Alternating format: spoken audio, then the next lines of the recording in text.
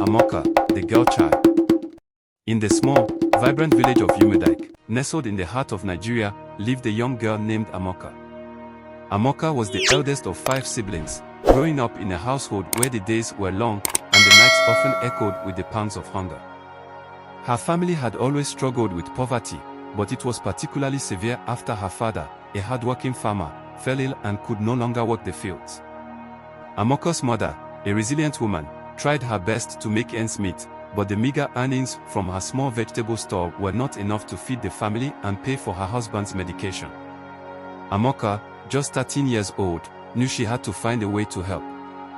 Despite their circumstances, Amoka was a bright student with a keen mind and a passion for learning.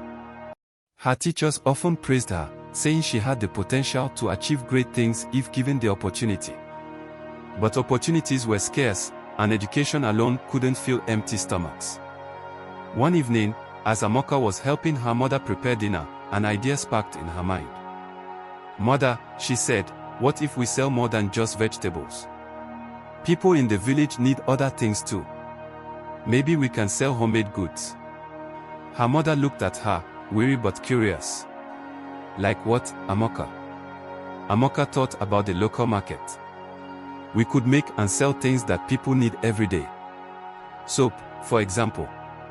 Everyone needs soap, and it doesn't cost much to make." Her mother considered this. Soap making was an old craft she knew well. It could work, she nodded, a flicker of hope in her eyes.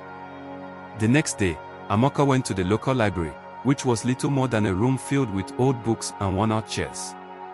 She pored over books on soap making, jotting down recipes and techniques.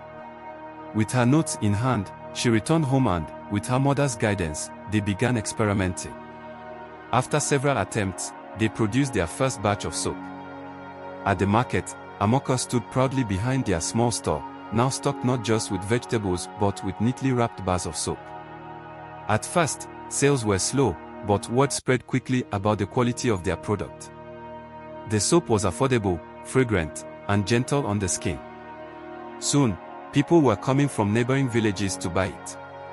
As their soap business grew, Amoka did not stop there. She noticed that many children in the village had no access to school supplies. With a portion of their earnings, she bought notebooks, pencils, and other essentials, selling them at a fair price to encourage education among her peers. This initiative caught the attention of a local NGO, which was impressed by her entrepreneurial spirit and commitment to community development. They offered her a scholarship to continue her education and provided support for her business. Amoka's family began to thrive. Her father's health improved with proper medical care, and her siblings were able to attend school regularly. With the NGO's support, Amoka expanded their product line to include candles and natural remedies, tapping into the rich resources of their environment. The turning point came when Amoka, now 15, was invited to speak at a regional conference on youth entrepreneurship. Standing before a large audience, she shared her story, her challenges, and her vision for the future. She spoke eloquently about the importance of education, innovation, and community support. Her speech inspired many, and she received numerous offers of assistance and collaboration. Over the next few years, Amoka's business evolved into a cooperative, employing many villagers and lifting numerous families out of poverty. She continued her education, eventually earning a degree in business administration.